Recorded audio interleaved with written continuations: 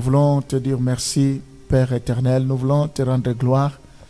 Nous voulons te bénir parce que nos vies sont cachées en toi dans les lieux célestes.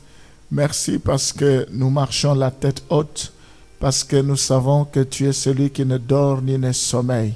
Merci parce que même si nous traversons l'ombre de la vallée de la mort, nous ne craignons rien car tu es avec nous.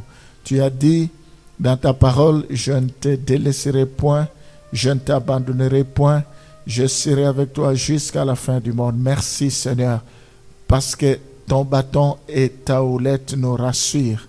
Je te glorifie, je te bénis, parce que le feu de l'ennemi ne peut pas nous détruire, ne peut pas détruire ton oint. Oh Seigneur, merci, parce que nous n'avons rien à craindre, parce que toi qui es à nous, tu es plus fort que celui qui est sur la terre. Nous avons la foi que tu es là. Nous avons la foi que ta présence est là. Nous avons la foi que tu es avec nous. Voilà pourquoi nous ne cessons de confesser, nous ne cessons de dire combien tu es grand. Sois béni, Seigneur, pour cette journée qui a déjà commencé. Nous voulons te recommander le début et la fin de ce programme entre tes mains. Dirige-nous, conduis-nous. Nous avons besoin de ton réma. La lettre tue, mais l'esprit vivifie. Ta parole est esprit et vie. Parle-nous, Seigneur. Édifie-nous. Enseigne-nous, corrige-nous. Nous avons besoin de ta connaissance. Nous voulons que les écailles tombent de nos yeux. Sois béni à jamais. Au nom de Jésus, nous t'avons ainsi prié. Amen. La Bible dit, ayez en vous les sentiments qui étaient en Jésus-Christ. Ici, nous sommes déjà dans Philippiens 2:5. Ayez en vous les sentiments qui étaient en Jésus-Christ. Nous voyons, Jésus avait les sentiments d'humilité. Il n'a pas voulu s'égaler à son Père.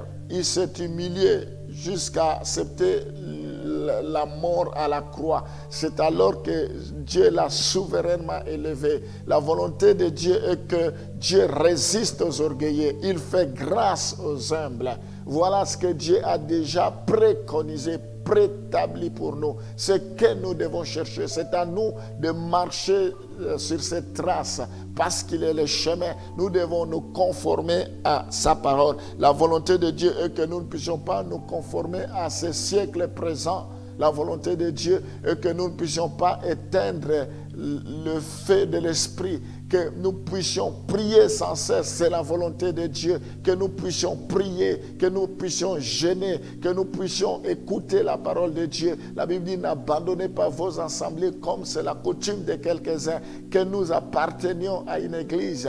C'est pourquoi vous avez la possibilité de nous écouter au ministère évangélique La Trompette, de venir à notre adresse. Nous sommes établis 281, le ministère évangélique La Trompette, 281 rue de Faubourg de Poste à Lille.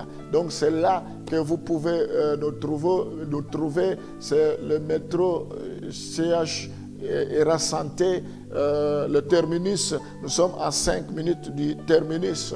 Donc c'est là que vous pouvez nous trouver pour écouter la parole de Dieu, parce que c'est ça la volonté de Dieu, pour que nous puissions grandir, parce que Dieu a choisi, il a établi, il a pris les uns comme apôtres, comme prophètes, comme docteurs, comme pasteurs, d'autres comme évangélistes, pour le perfectionnement des saints. C'est ça la volonté de Dieu. Donc nous devons persévérer de ce que Dieu a déjà établi, révélé à l'avance.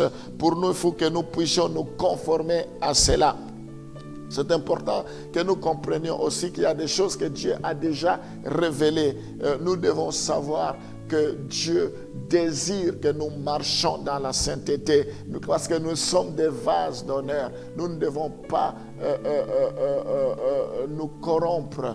Nous devons nous conserver purs pour être utiles. Dans une maison, il y a des vases d'honneur et il y a des vases à usage vil. Ne soyons pas des vases à usage vil, mais soyons des vases d'honneur, parce que les vases d'honneur se conservent purs pour son maître.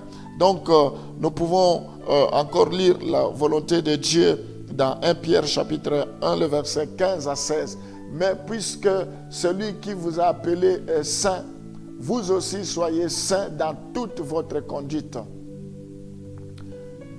Et le verset suivant, le verset 16, selon qu'il est écrit, vous serez saints car je suis saint.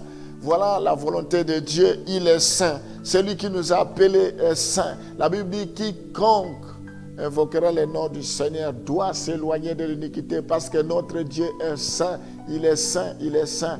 Quand il a appelé Moïse, il dit, n'avance pas, il faut te déchausser, enlever tes chaussures.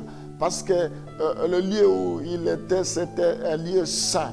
Donc, nous devons nous laver par le sang de Jésus. Nous devons nous sanctifier pour servir Dieu. Nous devons mener une vie de renoncement, de sainteté pour plaire à Dieu. C'est également ce que la Bible nous dit dans 2 Timothée chapitre 2, le verset 22 que j'avais dit. Fuis les passions de la jeunesse et recherche la justice, la foi, la charité, la paix avec ceux qui invoquent le Seigneur d'un cœur pur. Nous devons invoquer le Seigneur d'un cœur pur. Nous devons chercher la justice. Nous devons chercher la foi. Nous devons chercher la charité. Nous devons chercher la paix. Voilà la volonté de Dieu pour ses enfants, pour ceux qui cherchent la volonté de Dieu. Elle est là dans la Bible. Ici, le Seigneur nous interpelle, nous invite. Nous cherchons des choses extraordinaires alors qu'il y a des choses qui sont déjà à notre portée. Comment nous devons nous comporter avec notre mari, avec notre épouse. Comment nous devons témoigner notre amour auprès de nos enfants. Comment nous devons aimer notre prochain. Comment nous devons nous aimer les uns les autres sans nous critiquer, sans calomnie, sans diffamation, sans trahison. Comment nous devons bénir, prier pour tous ceux qui nous maltraitent, bénir ceux qui nous haïssent, aimer ceux qui ne nous aiment pas. Voilà la volonté de Dieu. Je prie pour que tes enfants soient sensibles, soient flexibles. Je prie, Seigneur, pour que tous ceux qui ont compris cet enseignement, tous ceux qui s'attendent à toi ne soient jamais déçus. Maintenant, manifeste-toi au nom de Jésus. Je prie pour qu'aucune épreuve ne puisse les ébranler, qu'aucune épreuve ne puisse les éloigner de toi. Au contraire, qu'ils soient dans la joie à cause des épreuves, que tu sois avec eux, comme tu étais dans la barque avec les apôtres, malgré la tempête. Cette barque ne s'est pas noyée, n'a pas connu de naufrage.